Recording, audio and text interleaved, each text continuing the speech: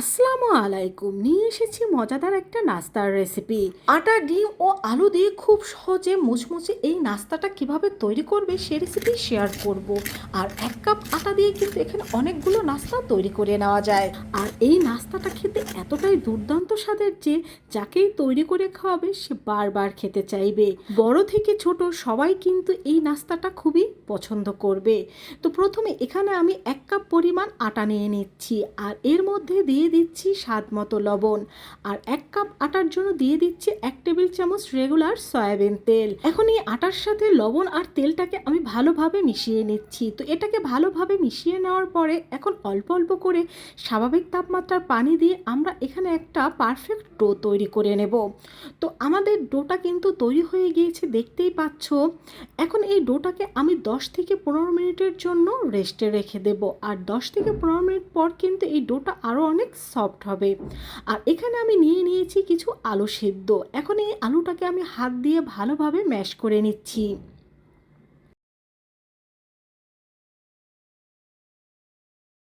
তো আলুটা আমাদের কিন্তু ভালোভাবে একেবারে ভর্তা করা হয়ে গিয়েছে। এখন চুলায় একটি প্যান বসিয়ে তার মধ্যে দিয়ে দিয়েছি 2 টেবিল চামচ পরিমাণ রেগুলার সয়াবিন তেল।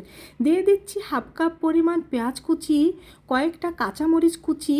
এখন এই পেঁয়াজ আর মরিচটাকে আমি ভেজে নিচ্ছি, তবে এগুলো কিন্তু একেবারে লাল লাল করে আমি ভেজে নেব না, এগুলোকে আমি হালকা করে ভেজে নেব।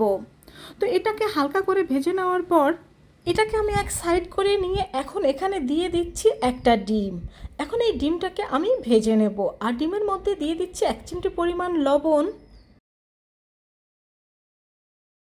তো ডিমটাকে আমি ফেটিয়ে ভালোভাবে ভেজে নিচ্ছি। আর ডিমটাকে কিন্তু একেবারে বেশি ভেজে নেওয়া যাবে না, ডিমটাকে হালকা করেই কিন্তু আমরা ভেজে নেব।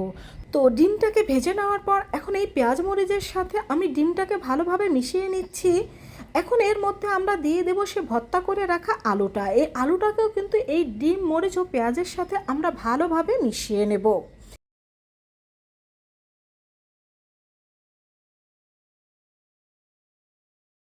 তো আলু ভর্তাটাকে মিশিয়ে নেওয়ার পর এখন এর মধ্যে দিয়ে দেবো আমি স্বাদ মতো লবণ, দিয়ে দেব সামান্য একটু হলুদ গুঁড়ো, দিয়ে দেবো 1/2 চা চামচের পরিমাণ লাল মরিচের গুঁড়ো। এখন এই হলুদ, মরিচ, লবণটাকেও কিন্তু আলু ভর্তার সাথে আমরা ভালোভাবে মিশিয়ে নিচ্ছি। আর এ সময় কিন্তু চুলার হিটটা আমি মিডিয়াম টু লো হিটে রেখেছিলাম। তো এখন আমি দিয়ে দিচ্ছি এখানে সামান্য একটু গোলমরিচের গুঁড়ো, দিয়ে দিচ্ছি সামান্য গরম মশলা গুঁড়ো, আর দিয়ে দিচ্ছি সামান্য ধনিয়া পাতা।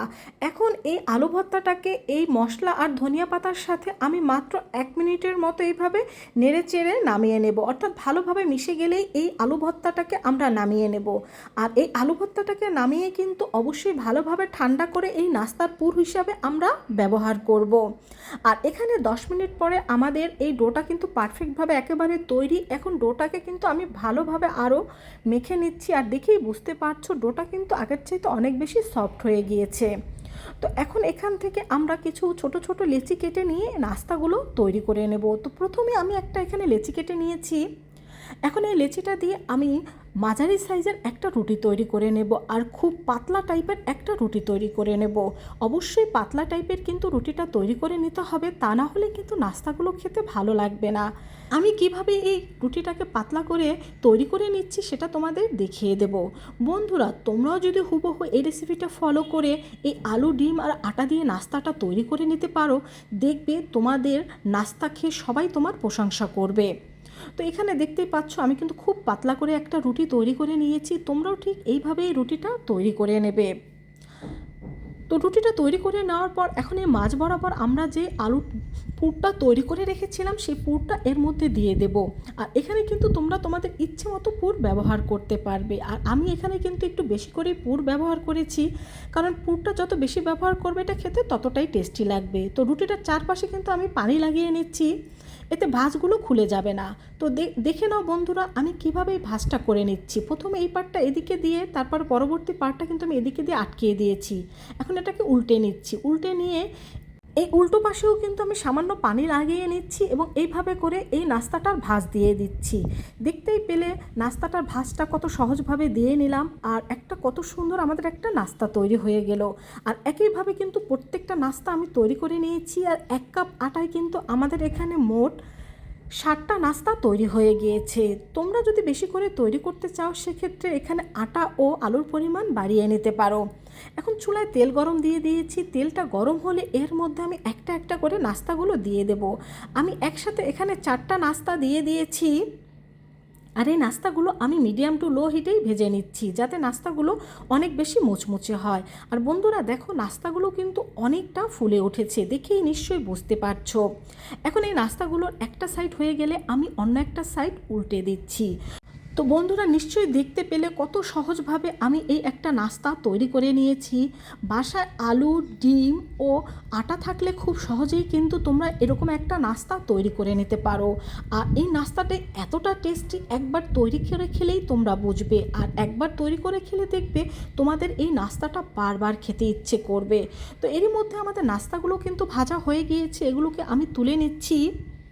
এই নাস্তাটা খেতে এতটাই মজাদার হয়েছিল যে পরের দিন আবার এই নাস্তাটা আমার তৈরি করে নিতে হয়েছে।